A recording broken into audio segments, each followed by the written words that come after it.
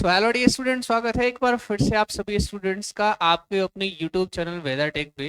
Dear students, एक और update, एक और वैकेंसी अपडेट आप सभी स्टूडेंट्स के लिए, जो डिप्लोमा और आईटीआई के छात्र हैं उन सभी स्टूडेंट्स के लिए एक और नोटिफिकेशन आ चुका है बीईएल की तरफ से, भारत इलेक्ट्रॉनिक्स लिमिटेड की तरफ से। सर वैकेंसी क्या है, कौन कौन से लोग इस फॉर्म को फिल कर सकते हैं, लास्ट तक वीडियो में जरूर बने रहिएगा। आपको एक एक चीज मैं आपके साथ में डिस्कस करने वाला हूँ।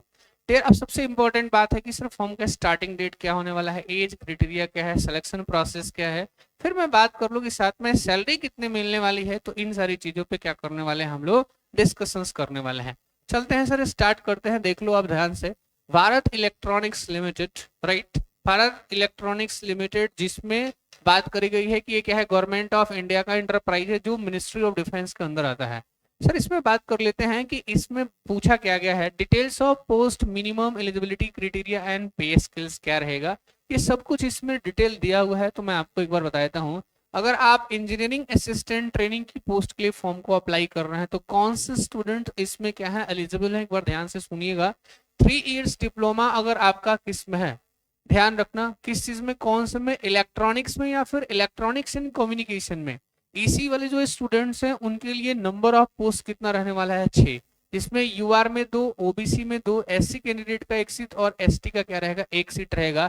अगर ग्रेड पे की बात करें तो पे स्केल 24,500 से 3% इंक्रीमेंट साथ में दिखा रहा है, और 90,000 तक प्लस एडमिशनेबल अलाउंसेस भी आपको इसमें कंसिडर करवाया गया है। वहीं पे बात करते हैं कि मैकेनिकल के स्टूडेंट हैं तो 8 सीट रहने वाला है, यूआर में 4 सीट, ओबीसी में 2, एससी में 1 और ईडब्ल्यूएस कैटेगरी में 1 सीट रहने वाला है। फिर मैं वही बात करूं इलेक्ट्रिकल इंजीनियरिंग स्टूडेंट्स के लिए तो 1 सीट रहेगा और यूआर का ही वो सीट रहेगा। सर तो ये तो डिप्लोमा के बारे में था। अब सर आईटी वाले स्टूडेंट्स के लिए कुछ इसमें अपडेट है। जी हाँ, आईटी वाले स्टूडेंट्स के लिए भी इसमें फॉर्म है सर। टेक्नीशियन सी का पोस्ट रहेगा, जिसमें आपको क्या चाहिए, SLC plus ITI plus 1 year apprenticeship. अगर आपके पास 1 साल का अप्रेंटिस आपने करा है, आपके पास क्या है अभी, आईटीआई का डिग्री है, आईटीआई कौन से ट्रेड में आपने किया है, फिटर में किया है तो 4 पोस्ट, जिसमें यूआर का 2, ओबीसी का 1 और एससी का 1। वहीं पे इलेक्ट्रॉनिक्स मैकेनिक में आपका अगर है तो 7 पोस्ट रहेगा, यूआर में 3, ओबीसी में 1, एससी में 1, एसटी में 1 और ईडब्ल्यूएस में 1। आप मशीनिस्ट के हैं तो 2 रहेगा, यूआर में 1 और ओबीसी में 1, और इलेक्ट्रीशियन ट्रेड के छात्र हैं तो मात्र 2 सीट, यूआर में 1 और ओबीसी में 1 सीट रहेगा। अगर पे स्केल की बात कर ली जाए 21,500 से लेकर 82,000 तक, प्लस एडमिशिबल अलाउंसेस इसमें भी दिए जाएंगे, आपको इस बात का ध्यान रखना है। दूसरी बात, एक इंपॉर्टेंट बात, engineering assistant training EAT will be undergo training for an initial period of 6 month during which they will be paid stipend of 24,000 per month. कह रहा है कि अगर आप सिलेक्ट हो जाते हैं, अगर आप डिप्लोमा वाले स्टूडेंट्स हैं तो आपको कितना पैसा देगा, 24,000, कितने मंथ तक, 6 मंथ के लिए, ध्यान रखना है। On a successful completion of training and on passing the gradations test they will be placed in the regular pay scales indicated above. कह रहा है कि 6 महीने की ट्रेनिंग कंप्लीट हो जाएगा तो जो सैलरी पे स्केल्स यहाँ मेंशन किया गया है उसके हिसाब से फिर आपको पैसे मिलने स्टार्ट हो जाएंगे। चलिए अब बात करते हैं किस चीज की, एज क्राइटेरिया सर क्या है। देखिए ध्यान से, एलिजिबिलिटी क्राइटेरिया में बात करते हैं सबसे पहले एज की। जो ईईटी के स्टूडेंट्स हैं, इंजीनियरिंग असिस्टेंट ट्रेनिंग के स्टूडेंट्स होंगे, उनको 28 साल चाहिए। ध्यान रखना है 1/10/2025 तक का डेट लिखा हुआ है।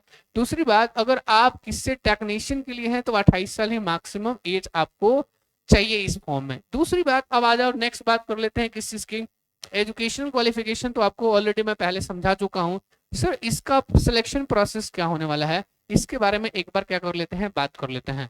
मेथड ऑफ सिलेक्शन क्या है, कंप्यूटर बेस्ड टेस्ट एग्जाम होगा, सीबीटी एग्जाम होगा, जिसमें ध्यान से सुन लो 150 मार्क का एग्जाम। ध्यान रखना जनरल एप्टीट्यूड 50 मार्क्स का, और पार्ट 2 में आपका टेक्निकल एप्टीट्यूड होगा 100 मार्क्स का। सो इस तरीके से क्या है, इस फॉर्म का आपको ध्यान रखना। मिनिमम क्वालिफिकेशन मार्क्स 35% किसके लिए, जनरल ओबीसी ईडब्ल्यूएस के लिए, और एससी एसटी पीडब्ल्यूडी के लिए 30% रहेगा। ध्यान ये रखना है कि पार्ट 1 में भी आपको 35% लाना है और पार्ट 2 में 35%, तभी आपका क्या होगा भैया, सिलेक्शन होगा, इस बात का ध्यान रखना है। अब सर ये तो इंपॉर्टेंट बात होगी, सर फॉर्म का एप्लीकेशन फी कितना है ये भी आप डिस्कस करके बता दीजिए एक बार।